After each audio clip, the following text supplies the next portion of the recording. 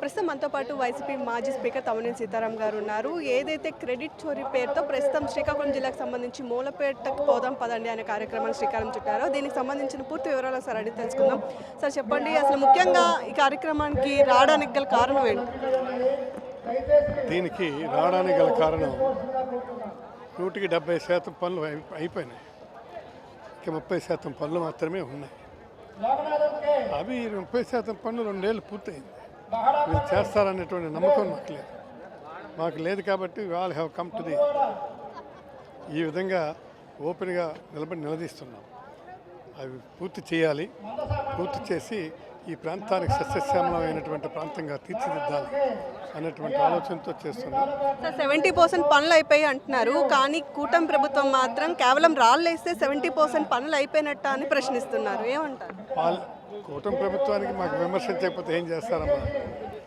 వాళ్ళు విడిచిపెట్టమనండి. ఛాలెంజ్ చేసి చెప్తున్నాం. 2 ఇయర్స్లో కదా 1 ఇయర్లో మొత్తం పూర్తి చేస్తాం. This is not correct. వాళ్ళు ఏదైనా సరే ఎలిగేషన్స్ త్రో చేసేటప్పుడు వాస్తవం మా గోచరం. ఇది రియలీ ఇంపాసిబుల్. అదే అందుకు ఖచ్చితంగా మనం చాలా స్పష్టంగా ఇందులో ఎవరిని విమర్శించాలని కానీ ఎవరిని ఇంకొక విధంగా మనం చేయాలని అభిప్రాయం కానే కాదు. సార్, మీరు క్రెడిట్ చోరీ అంటున్నారు, కానీ చంద్రబాబు నాయుడు గారు చేసినటువంటి అభివృద్ధిని మొదటి నుంచి కూడా తన ఖాతాలో వేసుకోవడం జగన్మోహన్ రెడ్డి గారికి అలవాటు. క్రెడిట్ చోరీ వైసీపీ వాళ్ళకి అలవాటు అని చెప్పి కూటమి ప్రభుత్వం వాళ్ళు విమర్శిస్తున్నారు. సార్, దీని మీద మీరు ఏమంటారు? ఎలా ఇది క్రెడిట్ చోరీ అంటే ఇప్పుడు మేము 70% చేసాము, 30% చేయాల్సింది ఉంది.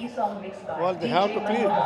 Otherwise we have to say మీరేం చేస్తున్నారంటే క్రెడిట్ చోరీ చేయబోతున్నారు. మీరు ఇమీడియట్గా చేయండి, మీ పనులు చేయండి. పనులు చేసి మీరు మాట్లాడి దాని మీద మీరు అపార్థం చేసుకోకుండా మీరు వెళ్ళి చేయండి పనులు. మేము ఎందుకు కాదంటాం? అందుకే this is not correct. Sir, ఇది శాంపుల్ మాత్రమేనా? ఇంకా ఎన్నో ప్రాజెక్టులు కూడా మీ హయాంలో మొదలు పెట్టారు. వాటన్నిటి మీద కూడా ఇలాగే అన్నిటి మీద కూడా మేము ఈ విధమైనటువంటి యాజిటేషన్ ప్రోగ్రాం ప్రారంభిస్తాం. ఇది ఇవాళ కేవలం మనం ఒక మూలపేట పోర్ట్ అన్నటువంటిది. ఇది మేము చాలా సీరియస్గా తీసుకున్నాం. దీని మీద యాక్షన్ తీసుకుంటాం. మిగిలినటువంటి వంశధార కానీ లేదు మన ఎయిర్పోర్ట్ భోగాపురం ఎయిర్పోర్ట్ కానీ బుడగట్లపాలెం కానీ ఇవన్నీ కూడా క్లియర్ చేసి క్రెడిట్ చోరీ పేరు అని చెప్పి ఆల్రెడీ జగన్మోహన్ రెడ్డి గారు కూడా చెప్పడం జరిగింది. అయితే దీనికి సంబంధించి ఇక్కడ మూలపేట పోర్టుతో పాటు వైజాగ్ మిట్టల్ స్టీల్ ప్లాంట్ కూడా ఆయన ప్రస్తావించడం జరిగింది. దీని మీద ఏమంటారు? అందరికీ నమస్కారం. ప్రతి సందర్భంలో కూడా ఈ కూటమి ప్రభుత్వం క్రెడిట్ చోరీ చేస్తూ ఉండే పరిస్థితి మనం చూస్తూ ఉన్నాము. ఈవెన్ మూలపేట పోర్ట్ విషయం అవ్వచ్చు, భోగాపురం ఎయిర్పోర్ట్ విషయం అవ్వచ్చు, అలాగే మెటల్ స్టీల్ ప్లాంట్ విషయంలో అవ్వచ్చు. ప్రతిది కూడా జగనన్న ఎంతో శ్రమపడి తీసుకొస్తే వీళ్ళు తమ ఖాతాలో వేసుకోవడానికి ప్రయత్నిస్తూ ఉన్నారు. ఈరోజు మూలపేట పోర్టు విషయం తీసుకుంటే 70% పనులు జగనన్న ముఖ్యమంత్రిగా పూర్తి చేయడం జరిగింది. 30% పనులు ఉండిపోతే వాటిని కూడా పూర్తి చేయక చేతకాని తనం వీళ్ళు ప్రదర్శిస్తూ మళ్ళీ ఈ క్రెడిట్ని తమ ఖాతాలో వేసుకోవడానికి ప్రయత్నించడం నిజంగా చాలా దురదృష్టకరం. ఖచ్చితంగా ఈ రాష్ట్ర ప్రజలందరికీ తెలుసు, ఈ మూలపేట పోర్టు తెచ్చింది ఎవరు అంటే అది జగన్మోహన్ రెడ్డి గారి పేరే చెప్తారు. ఎందుకంటే ఆ రోజు తీసుకుంటే భూములు ఎక్వైర్ చేయడం అవ్వచ్చు, నిర్వాసితులకి కాలనీలు కట్టించడం అవ్వచ్చు, అన్ని రకాల అనుమతులు తీసుకొచ్చింది జగన్మోహన్ రెడ్డి గారు. ఇప్పుడు కూడా తీసుకుంటే ఈ పోర్టు పనులు వెంటనే పూర్తి చేయాలని కోరుతూ మా వైఎస్ఆర్ కాంగ్రెస్ పార్టీ ఆధ్వర్యంలో ఈ విధంగా నిరసన తెలియజేశాము. ఎప్పటికైనా వీళ్ళు కళ్ళు తెరిచి ఈ పోర్టు పనులు పూర్తి చేయాల్సిందిగా మేము కోరుతున్నాము. చంద్రబాబు నాయుడు గారు ఎంతసేపు కూడా సంపదని దోచుకుంటూ ఉండే పరిస్థితి, తన కుటుంబ సంపదను పెంచుకుంటూ ఉండే పరిస్థితి చూస్తూ ఉన్నాము. కాబట్టి ఎప్పటికైనా ఈ మూలపేట పోర్టుని కాపాడాలి, పూర్తి చేయాలి. ఈ ప్రాంత ప్రజలకి ఉపాధి కల్పించడం కోసం ఆ రోజు జగనన్న తీసుకొచ్చారు. ఆ ఉపాధి కల్పించాలి అంటే మూలపేట పోర్టు పూర్తి అవ్వాల్సిందిగా మేము డిమాండ్ చేస్తున్నాం. ప్రస్తుతం మనతో పాటు శ్రీకాకుళం జిల్లా వైసీపీ మహిళా అధ్యక్షురాలు ఉలాల భారతి గారు ఉన్నారు. అసలు ఈ క్రెడిట్ చోరీ కార్యక్రమాన్ని ఎలా చూడాలి ఏంటనేది ఒకసారి అడుగుదాం. మనం క్రెడిట్ చోరీ కార్యక్రమంలో భాగంగా ఫస్ట్ టైం ఇప్పుడు మూలపేట పోర్ట్ ఇష్యూ జరుగుతుంది. సో దీని మీద ఉత్తరాంధ్ర నుంచి నాయకులందరూ కూడా సపోర్ట్ చేయడానికి వచ్చారు. యాజ్ యూజువల్గా శ్రీకాకుళం జిల్లా నుంచి కూడా అందరు లీడర్స్ రావడం జరిగింది. అసలు దీన్ని ప్రజలు ఎలా చూడాలి అంటారు? ప్రజలు దీని యొక్క అంటే ఈ క్రెడిట్ చోరీ ఏదైతే తీసుకుంటున్నారో ఇది అందరికీ కూడా ఇది నిజమని అందరికీ కనువింపు కలగాలి. ఎందుకంటే ఇది సొమ్మొకటిది సోకొకటిది అన్న పాలన అన్నది జరుగుతుంది ఈ కూటమి ప్రభుత్వంలో. జగనన్న 70% పనులు పూర్తి చేసినప్పటికీ కూడా జగనన్న ఏం చేశాడు అని చెప్పేసి ఎదురు ప్రశ్నించి గన్నులతో షూట్ చేస్తామని నోటుకు వచ్చినట్టు మాట్లాడుతున్నారు. ఇది ఎంత మాత్రం అసలు భావ్యం కాదు. ఆయన 5 సంవత్సరాల్లో ఆయన చేసిన అభివృద్ధి ఇప్పుడుకొచ్చిన రాజశేఖర్ రెడ్డి గారు తర్వాత ఒక జగన్మోహన్ రెడ్డి గారే అంతటి పరిపాలన అనేది చేయడం జరిగింది, అభివృద్ధి చేయడం జరిగింది, అంతే ప్రజలకి సంక్షేమ పథకాలు కూడా ఇవ్వడం జరిగింది. ఇప్పుడు దాకా ఉన్న ఈ ప్రభుత్వం కనీసం కొత్త పెన్షన్లు కూడా ఇవ్వని పరిస్థితి. వాళ్ళు ఏ అభివృద్ధి కోసం మాట్లాడుతున్నారు, ఏ అభివృద్ధి చేస్తున్నారు? ఇప్పుడు కొత్తగా ఇన్ని ఎకరాలు శాంక్షన్ చేసా అన్ని ఎకరాలు శాంక్షన్ చేసా అంటున్నారు. కానీ అప్పటి మోడీ గారే ఇప్పుడు మన జగనన్న గారికి ప్రశంసించడం జరిగింది.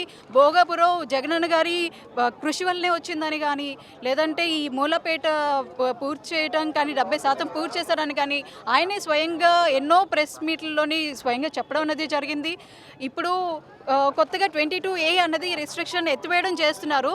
ఈ ఎత్తివేయడం చేస్తూ ఈ రిస్ట్రిక్షన్ ఏదైతే ఎత్తివేస్తున్నారో దీనివల్ల ఈ కూటమి ప్రభుత్వం భూములు అన్నవి అమ్మకుండా ఉంటే చాలు అని మా శ్రీకాకుళం జిల్లాయే కాదు మొత్తం ఈ యావత్తు నలుమూలల గ్రామాలన్నీ కూడా దయచేసి మేము చేతులెత్తి విన్నవించుకుంటున్నాం.